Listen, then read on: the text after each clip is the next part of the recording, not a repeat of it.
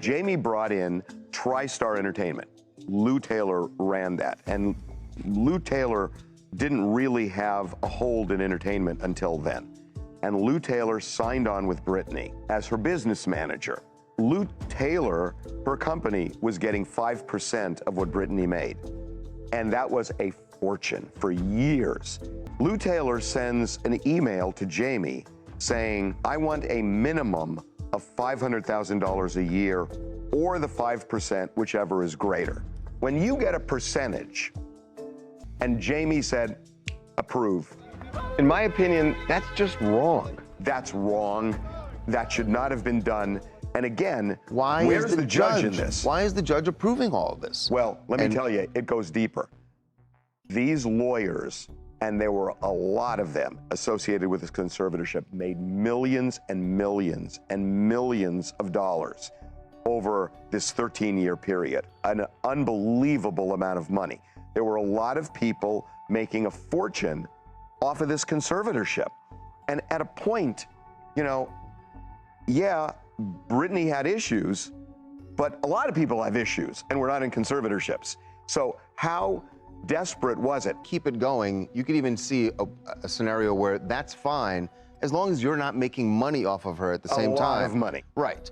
If you're just looking out for her well-being, for her mental health, for her day-to-day life, then that's all right. But once you start making money off of her also... It compromises you because now, yeah, I'm supposed to be looking out for Britney, and that's fine, but how do you ignore the fact that you're making so much money and that you turn the spigot off if you end the conservatorship? It's almost an inherent conflict when you have that kind of money on the line, right? When someone is in a not able to take care of themselves, they can't make any kind of business decisions or sound decisions because of mental issues or disabilities, yet she can run this huge that also funds other people around her that work on the set. Who made money while Britney lost control? Who signed the checks? Who collected the invoices? And which institutions quietly built businesses around the idea that a powerful adult needed someone else to manage her life? Today, we're pulling open the conservatorship ledger. Not just the big names you've heard, but the middlemen, the law firms, the security companies, and the corporations whose pay stubs and public filings tell a story that's easy to overlook.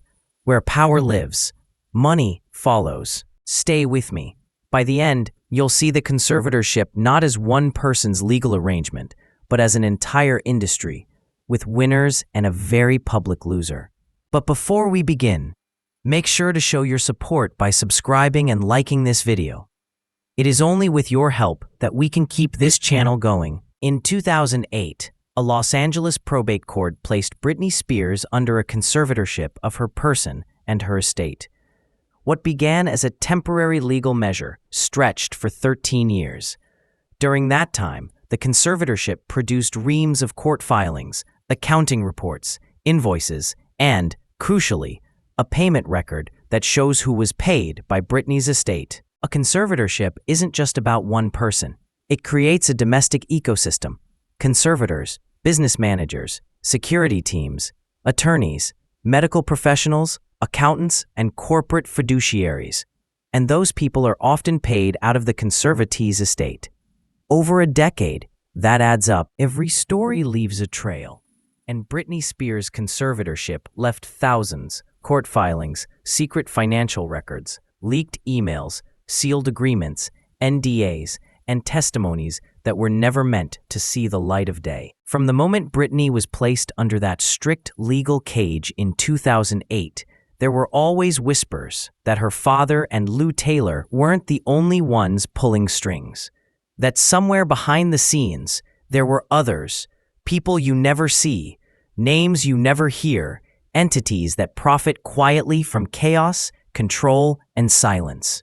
And as more documents surfaced, the picture became darker, broader, and far more organized than anyone expected. A network, a system, one that didn't just benefit Britney's family, but lawyers, consultants, firms, corporations, and Hollywood power brokers hungry for control of her $60 million empire. This wasn't just mismanagement. This wasn't just an overbearing parent. This was a machine, one designed to profit from a superstar kept legally powerless. And the deeper we go, the more we uncover. Because once you start to pull on the thread of Britney's conservatorship, it unravels everything. Lou M. Taylor and her management company TriStar repeatedly appear in filings and reporting. Court papers and Britney's lawyers later alleged that TriStar received substantial sums. Reporting and filings have put TriStar's take in the multi-million-dollar range across the conservatorship years. Lawyers for Britney later claimed the management company was paid tens of millions over the life of the conservatorship. TriStar has pushed back, and the company fought subpoenas for earlier records, which, to many, looked like stonewalling. TriStar wasn't just a manager. It was accused in filings of helping set up or enable structures that kept control centered on parties other than Britney herself. The money TriStar collected flowed to payroll, legal defenses, and corporate overhead, all paid by the estate. Conservatorships run on lawyers, from court-appointed counsel to private firms hired to negotiate. The estate covered millions in legal fees over the years. Filings and reporting list several law firms who billed the conservatorship, and even after termination, some lawsuits and settlements continued. In one public accounting of the final settlement, Britney paid around $2.12 million in outstanding legal bills for her father's attorneys as part of a 2024 settlement resolving some conservatorship litigation. That number includes payments to large corporate law firms, the kind that command top dollar. For a celebrity estate, repeated legal fights and accounting reviews meant recurring and substantial legal bills. Britney's longtime manager, agents, and those who previously represented her had professional relationships to preserve. Even when celebrity managers stepped back, other corporate service providers, publicists, booking agencies, and brand managers continued to invoice the estate. Reporting from the era shows management fees and administrative payments continued even during periods when Britney wasn't performing. Larry Rudolph, Britney's longtime manager, formally resigned in 2021, but the accounting over the years shows consistent payments to the management ecosystem. Court testimony, documentaries, and leaked accounts raised questions about who was responsible for Britney's security and monitoring. Companies like Black Box Security were named in reporting and allegations around surveillance and device monitoring. Why this significant?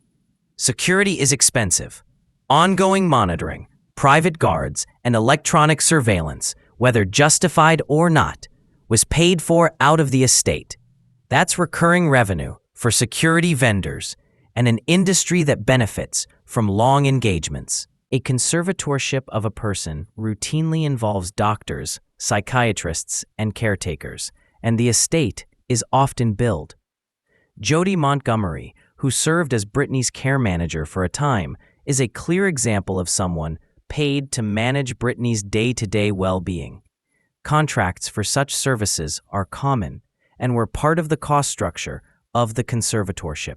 When people talk about Britney's conservatorship, certain names always surface: Britney Spears, Lou Taylor, TriStar, Jody Montgomery. But in the last few years, a new theory has emerged online, one that points toward one of the most powerful families in modern pop culture. Now, before we dive into this, let's be clear. Nothing in this chapter is an accusation. We're examining the rumors, the public claims, the online investigations, and the strange coincidences that fans have been piecing together for years. And the deeper you look, the stranger the connections become. Lou Taylor, the architect of Britney's conservatorship, isn't just a name in Britney's world. She has also been connected to Kim Kardashian, Kanye West, Travis Scott, Justin Bieber, Demi Lovato, and reportedly, several members of the Kardashian-Jenner empire. For years, Lou Taylor and her company TriStar Entertainment managed, or consulted for various Kardashian business operations behind the scenes. Kris Jenner and Lou Taylor were even photographed together at industry events. So when fans found out that TriStar directly profited from Britney's conservatorship, it raised a burning question. How close were the Kardashians to TriStar during this time? Here's where things get interesting. 2007 to 2008, Britney is placed under a conservatorship. 2007 to 2010, keeping up with the Kardashians launches. The Kardashian empire explodes in popularity and begins building connections with Hollywood business structures. 2010 to 2019, TriStar manages or advises multiple Kardashian-related projects. Around the same period, TriStar takes over full financial control of Britney Spears' estate. This overlap created a huge wave of speculation online. Fans began asking if TriStar was deeply involved in both Britney's finances and certain Kardashian business structures. What did the Kardashians know? Were they aware Britney was under abusive control? Did they benefit indirectly through shared networks? No concrete evidence proves involvement, but the timelines, shared connections, and Hollywood overlaps made the rumor impossible to ignore. Another spark occurred when a resurfaced video of Kim Kardashian went viral. In the clip, Kim says, "I feel like what's happening to Britney is just tragic. And I know people who know the people in her circle." Fans immediately latched onto this. Who were the people in her circle that Kim said she knew? Industry friends? Lawyers?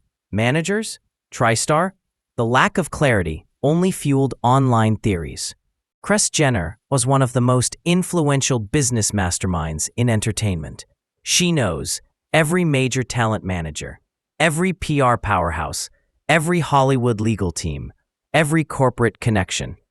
Many of the people connected to Britney's conservatorship, including lawyers and PR figures, were part of the same Hollywood social ecosystem the Kardashians operate in.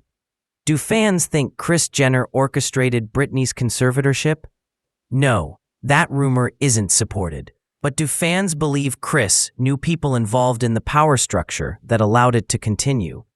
Yes, and online investigators have compiled charts, timelines, and relationship maps suggesting that Kris Jenner's connections and TriStar's Hollywood influence overlapped significantly. TikTok exploded with speculation when users uncovered that a Kardashian-adjacent business consultant, a PR agent linked to TriStar, and a financial analyst connected to both Kim's and Britney's publicly filed records were all operating in similar timeframes. Online investigators began claiming there was a Hollywood inner circle where TriStar, the Kardashians, and high-level entertainment firms operated through shared legal, financial, and management channels. Again, there is no direct evidence that the Kardashians did anything wrong. But fans didn't need evidence to build theories. They only needed the patterns. This angle blew up online for months. People pointed out Kendall Jenner was close with Justin Bieber. Justin Bieber was managed by Scooter Braun. Scooter Braun had business ties to Lou Taylor. Lou Taylor was involved in Britney's conservatorship. Fans created massive flowcharts linking Kendall, Bieber, Scooter Braun, Lou Taylor, Britney. Some charts were absurd, others more grounded, but the speculation became widespread enough that influencers began making full documentary-style videos on TikTok and YouTube claiming the Kardashians were closer to the conservatorship power structure than people think. One episode of Keeping Up with the Kardashians resurfaced years later during the peak of the Free Britney movement. In the clip, Kourtney and Khloe briefly discuss Britney's breakdown in 2007. Their tone isn't cruel, but fans claimed it felt dismissive, as though they were discussing a Hollywood colleague rather than a suffering human being. This raised yet another question. Did they know more because they were part of the same Hollywood network? The most shocking rumor online was that TriStar allegedly controlled narratives around certain celebrities. Fans connected dots, such as Kanye West publicly accusing Kris Jenner of trying to control him. Lindsay Lohan reportedly mentioning attempts to medically control her. Multiple celebrities breaking ties with TriStar around the same time Britney's case went public. The theory was that TriStar, not the Kardashians, was the central power. But because the Kardashians worked closely with some of the same people, fans naturally dragged them into the speculation. Because Britney's conservatorship was not just a legal structure, it was an industry ecosystem. The same managers, lawyers, PR teams, and financial firms that controlled Britney were interconnected with dozens of other famous celebrities, including the Kardashians. Fans believe if Britney was trapped, others could be too, which leads us directly into the next major chapter, Kanye West's claim that they tried to lock him up too.